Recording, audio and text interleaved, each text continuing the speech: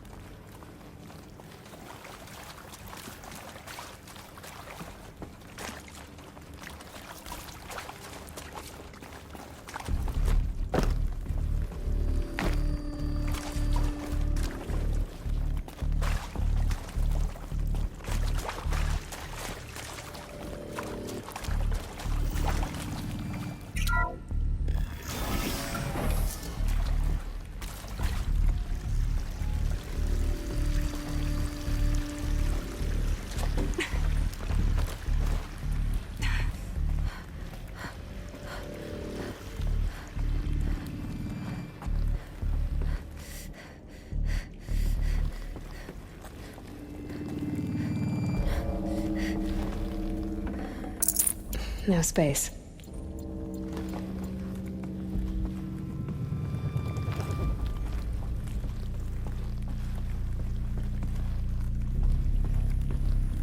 Found one. Looks intact.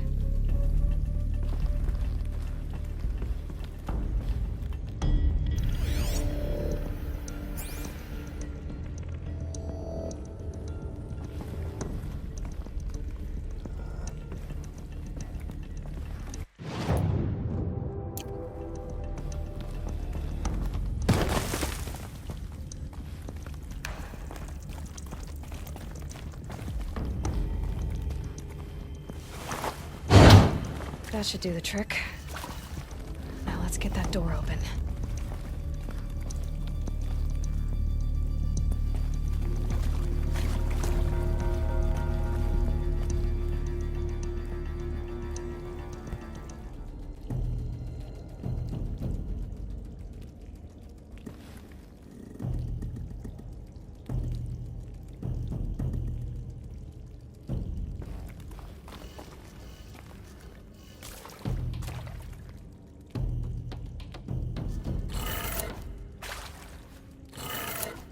That did it. Door should have power. Now to see what lies beyond it.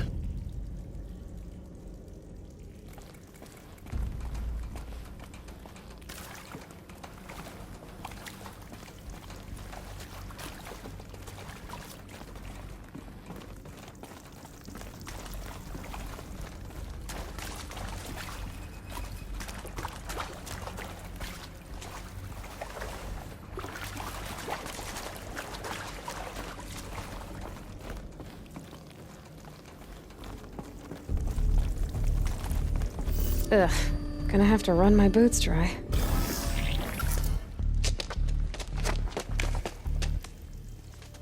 Eclipse. They're here. Avoid contact. Lines look good. GAIA. It's up there. Second floor. Can you reach it? So much for avoiding contact.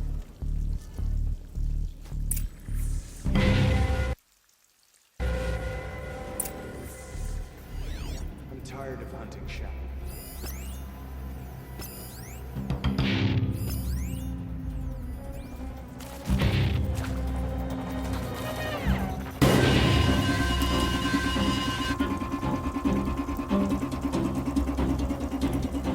Company!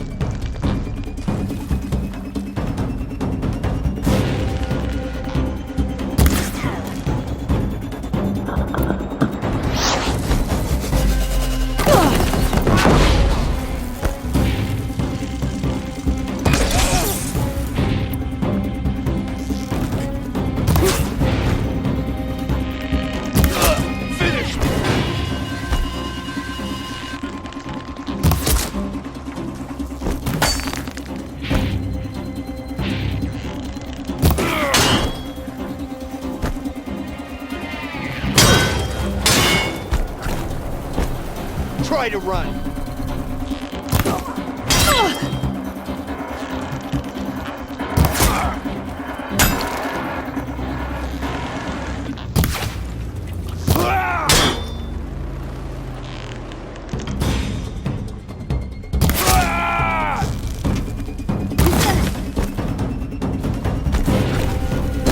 Move! Out of the line of fire!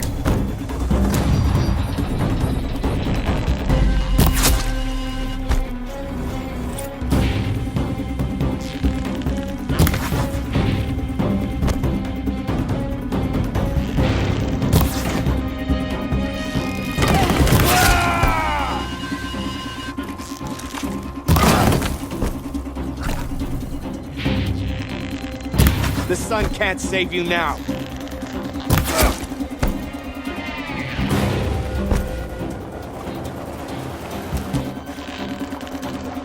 Yes.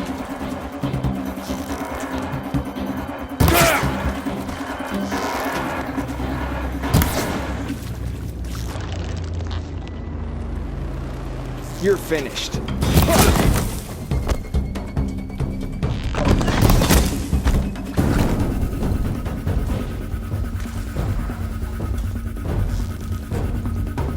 Look out!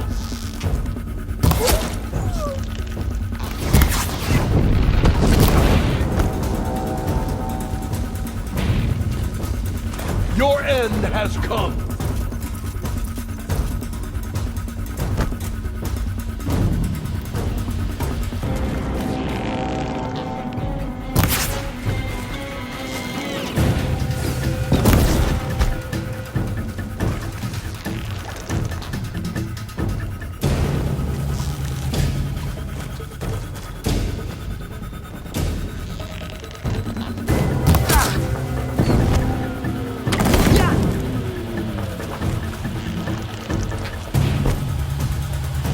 Guide me.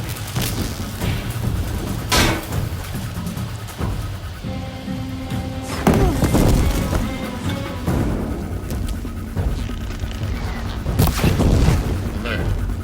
Area inaccessible. Elevators not in Shadow, take operation. you. Stairwells have collapsed. You.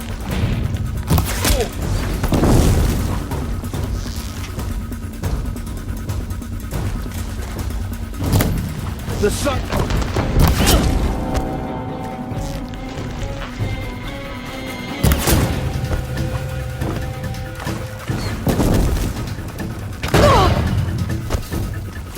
A gift from the shadow.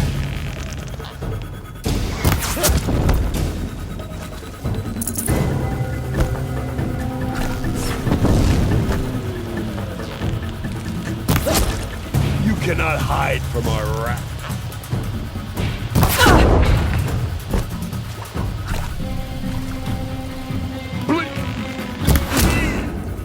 That's the last of them.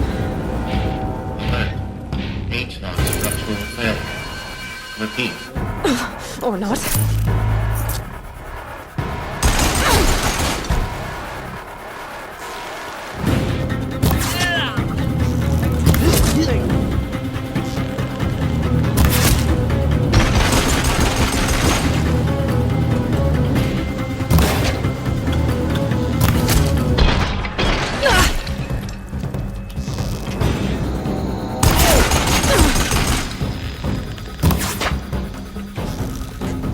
Stop!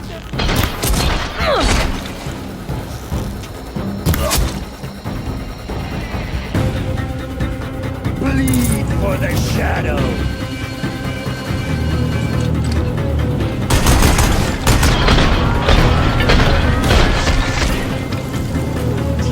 To bleed.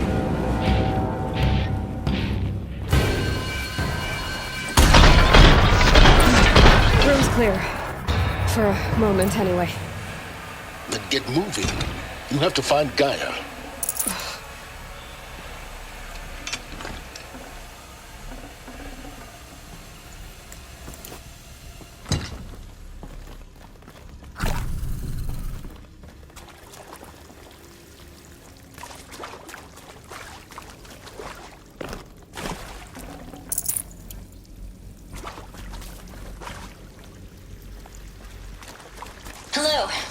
Margot Shen, and this is Hephaestus.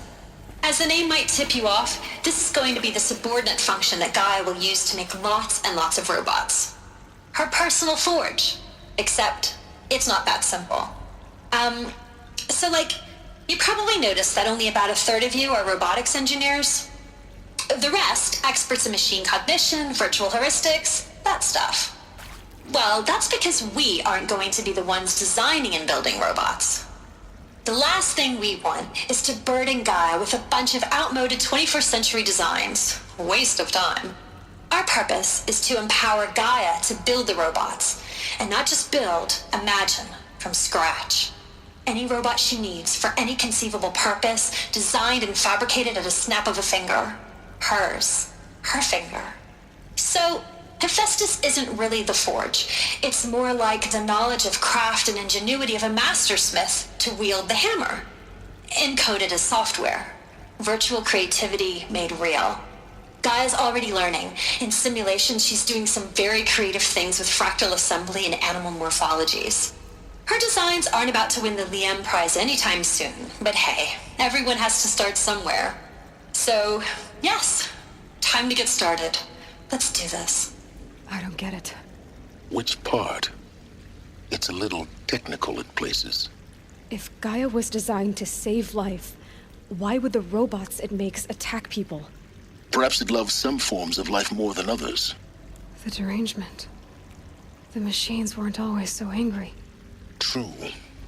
Mostly they were docile until 10, 15 years ago. For years, Hephaestus has been forcing cauldrons to make aggressive machines. I've seen it myself, in the cauldrons. Stalkers, Ravagers, the Thunderjaw. How could it do that? And why? Why indeed?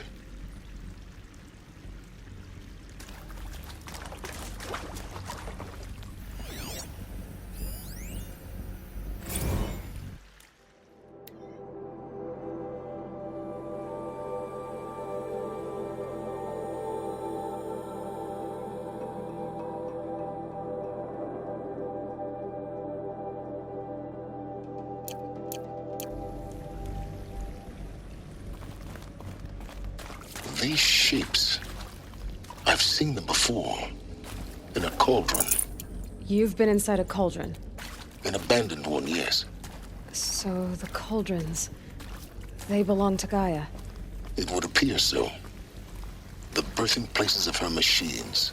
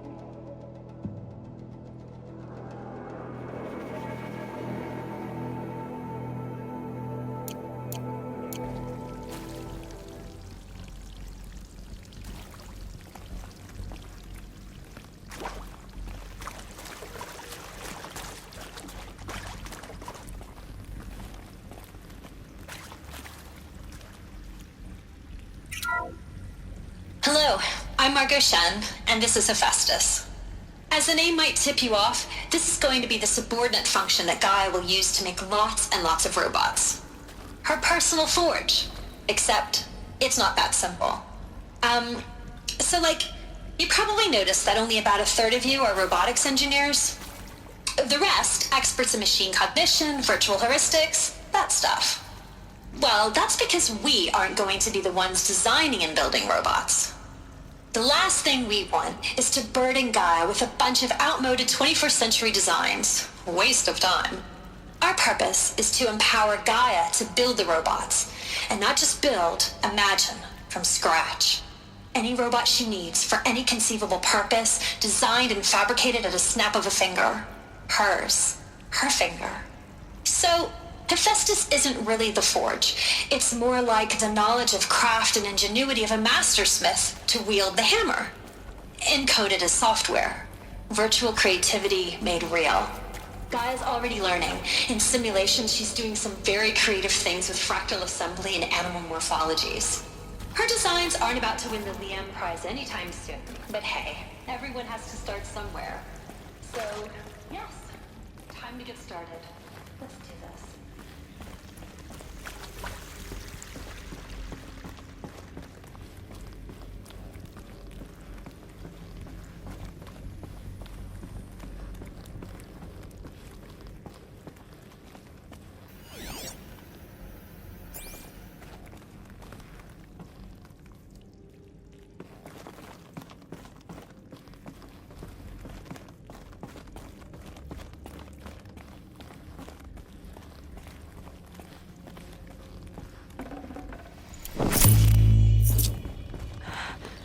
I think this is it.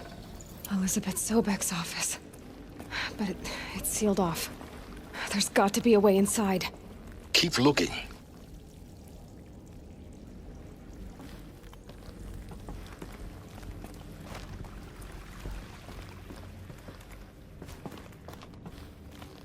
More Eclipse. Careful now.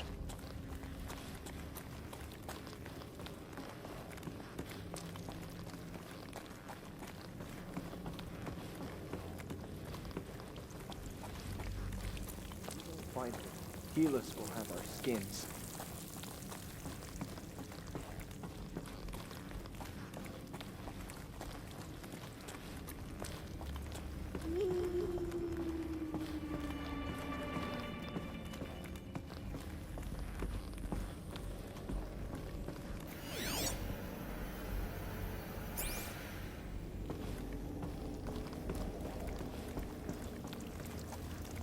Welcome to Apollo, the collective memory of the human species and the wellspring of knowledge for future generations.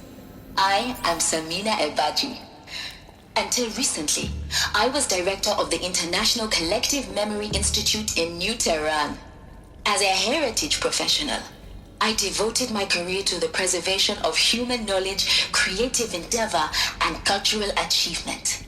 Apollo is, therefore, the ultimate embodiment of a lifelong passion, albeit under the very worst circumstances imaginable.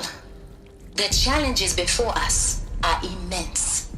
Specifically, we will have to design and implement 4 major initiatives simultaneously. First, the construction of data repositories in cradle facilities around the world ensuring redundancy. Second, the collection and processing of a projected 180 million discrete data entries. 42 zettabytes of data in Mandarin, English, Spanish, and Arabic. Third, the transferal and encoding of all that data onto DNA encapsulated in synthetic fossils. The only medium capacious and durable enough to safeguard it without degradation for the centuries to come. And last, but not least, the development of the holographic interface and gamified curricula, by which future humans will commune with Apollo, progressively unlocking heuristic learning modules, leveling up their knowledge and skills they will need to take control of the terraforming system. That is the future towards which all of our efforts will be directed. Not just the preservation of the past, but the seed for the flourishing of a new tree of knowledge. Welcome, and let us begin.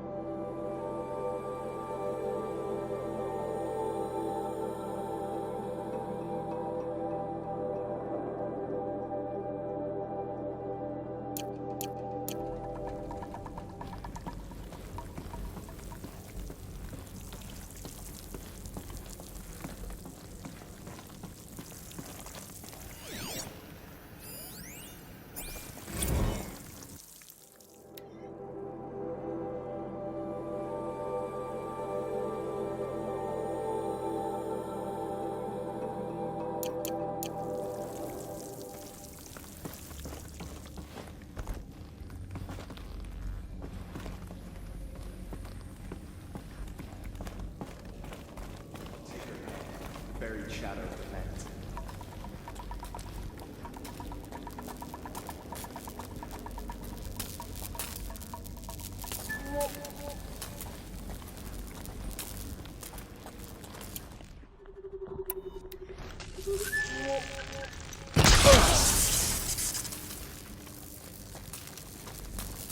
By the sun!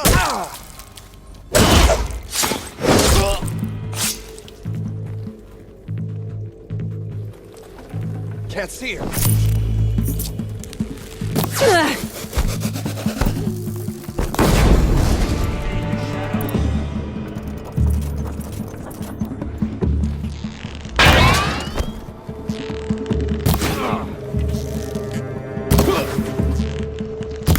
Don't run out now. Fight!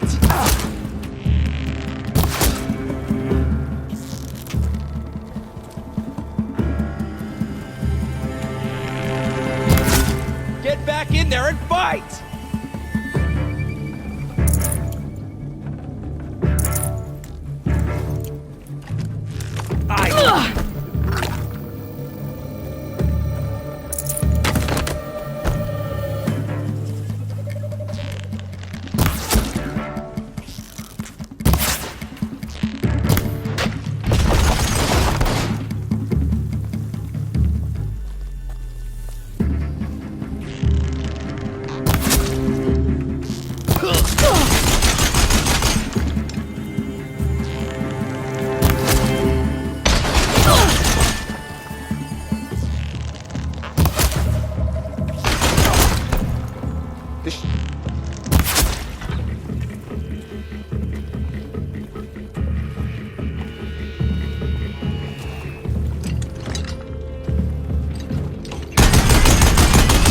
The last of them.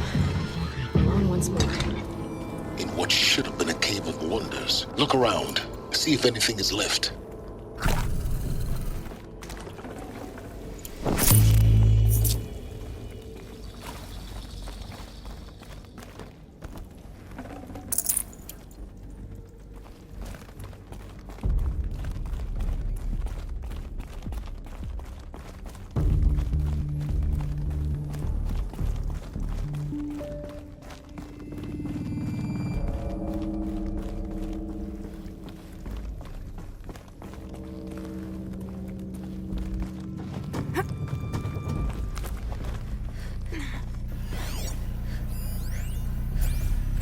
Dr. Sobeck, please archive this testimonial in Apollo.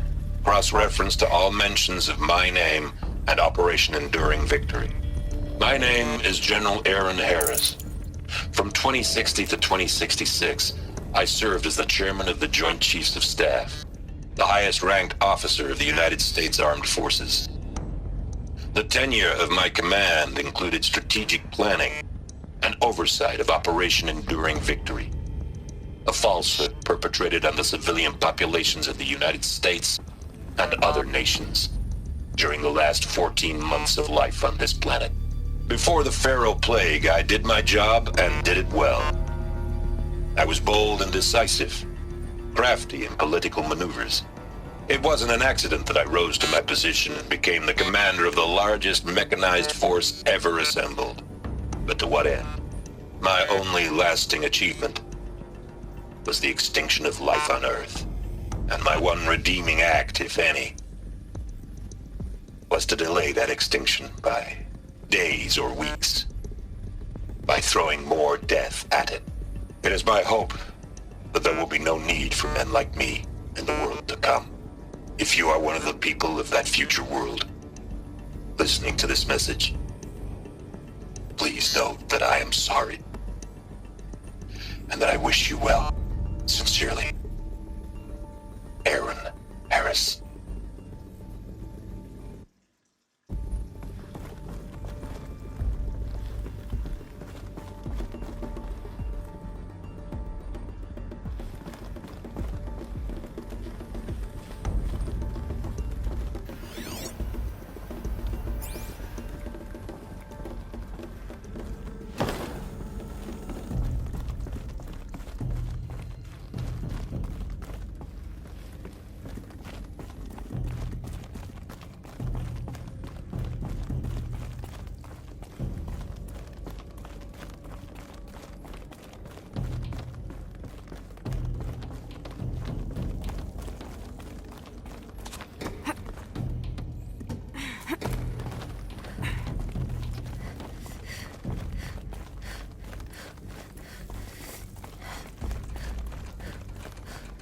Welcome to Hades, Zero Dawn's extinction failsafe protocol. The ultimate killer app. Now, I know what you're thinking. The purpose of GAIA is to resurrect life. So why give her a subordinate function, only purpose of which is to wipe out life all over again? I mean, what? Just plumb crazy, ain't it? Well, no, it isn't. Reconstituting a biosphere? That's a tall order. Tech smart as GAIA may be, odds are she won't get it right the first time. I mean, imagine you're GAIA 200 years from now and this new biosphere you're growing, it's all gone wrong. Alkalines are skyrocketing, coniferous forests eroding under the lash of superstorms that would have drowned Noah. It's chaos, a spinning top that won't stop wobbling. Now what are you gonna do? Release phase 1 organisms into that hot mess? Hope their CO2 and methane can balance out what you got started? Hell no. What you're gonna do, GAIA, is step aside while Hades takes over and does what you're just too darn nurturing and life-loving to do, which is burn that misbegotten mess of a biosphere to the ground so GAIA can start over.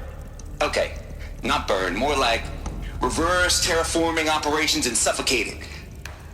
But you get the idea. Hades takes the biosphere back to zero. Square one, blank slate. And then, only then, does it hand the steering wheel back to GAIA and say, try again, old girl. And better this time, or we'll have to do this again. That's Hades. It's pretty badass when you think about it. Extinction on demand. Death on speed dial. All for the greater good, of course, but still, kind of metal. So welcome to Hades. Welcome to the void. Okay, so if that's the original purpose of Hades, why does it want me extinct? We need more data. And how does it end up in the wreckage of a Pharaoh Titan, getting worshipped by the Eclipse like some kind of god? I'm learning as you are, Aloy. Keep searching.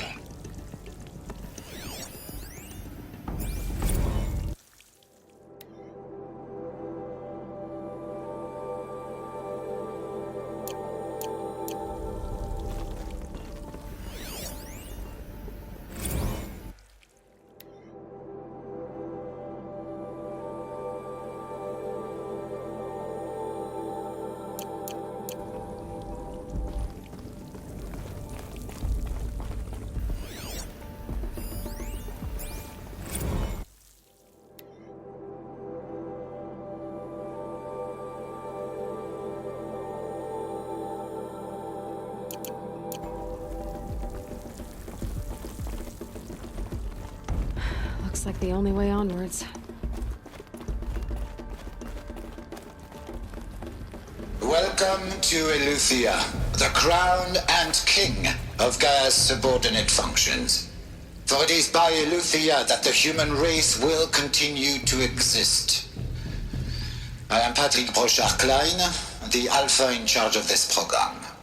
Now let one thing be perfectly clear from the outset. Eleuthia is not a genetic engineering project. Our goal is to preserve the human genome, not alter it. A snapshot of human genetic diversity, literally frozen in time. The genetic quintessence of our species, unmodified. Under my watch, our activities and initiatives will comply with the 2034 clone provisions and the 2048 Rally Accords. Now that may seem a quaint, even trivial concern to you in light of present circumstances, but as one of the authors of the Accords, it is far from trivial to me. The practical challenges before us are staggering in scope and complexity, but not insurmountable. No. Global collation and provisional storage of zygotes, perfection of exogenic technologies, design and perfection of servitors to provide nurture and inculcation during early child development. All of these program components must and will proceed in tandem To say nothing of the breakneck construction of cradle facilities at sites around the world. So, si vous êtes prêts, let us begin.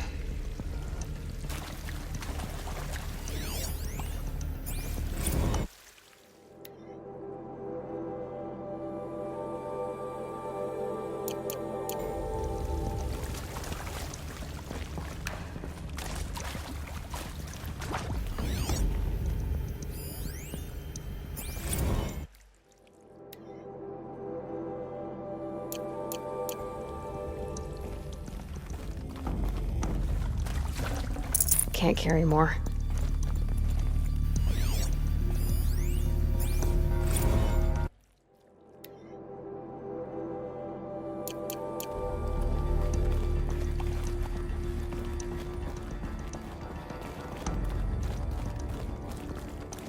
Cradle facilities. Elisabet said a new generation of humans would be spawned inside such places. She did. All Mother Mountain. It was one of them? There's only one way to be sure. The hatch wouldn't open. Something about a corrupted Alpha registry. I need to search Elisabet's office.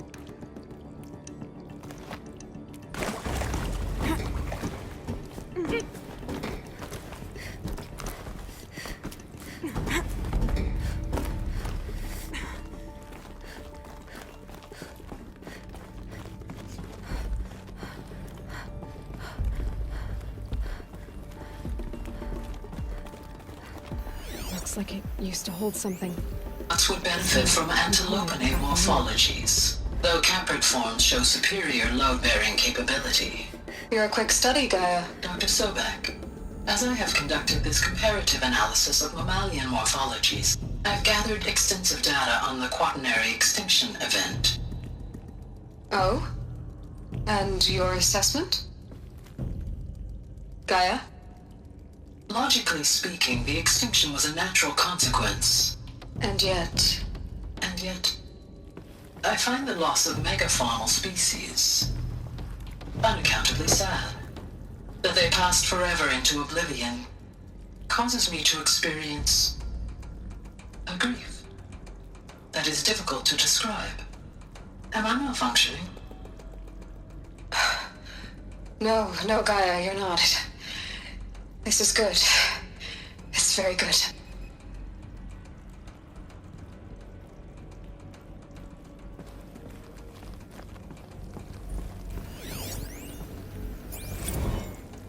You will undergo a brief period of unconsciousness during relocation to Prime and final instatement. Elisabet, may I speak outside protocol? When you're back up and running at the new site, we'll bring the subordinate functions online and see where we stand. Elisabet, I detect distress. Are you all right? I'm fine. I realize that circumstances compel us to launch earlier than we hoped, but all subsystems are operational. The odds stand in our favor. But what if... Gaia, there's nothing left out there. You can't even survive unless you're wearing an environmental suit. There are billions dead, in fear and agony. What if it was all for nothing? Elisabet, extinction was inevitable. Thanks to you, life will have a future. You really believe that? I believe in you, Elisabet. In you, all things.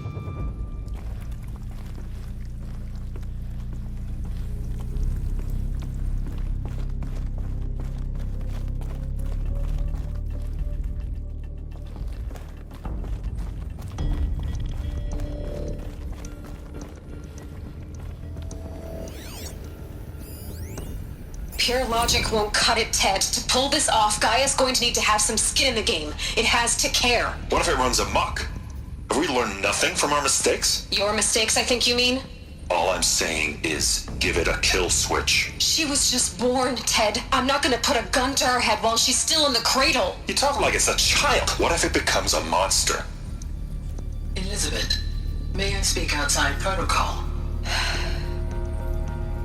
Of course, Gaia, go on. I'm sorry to contradict you, but Mr. Farrow's argument is sound.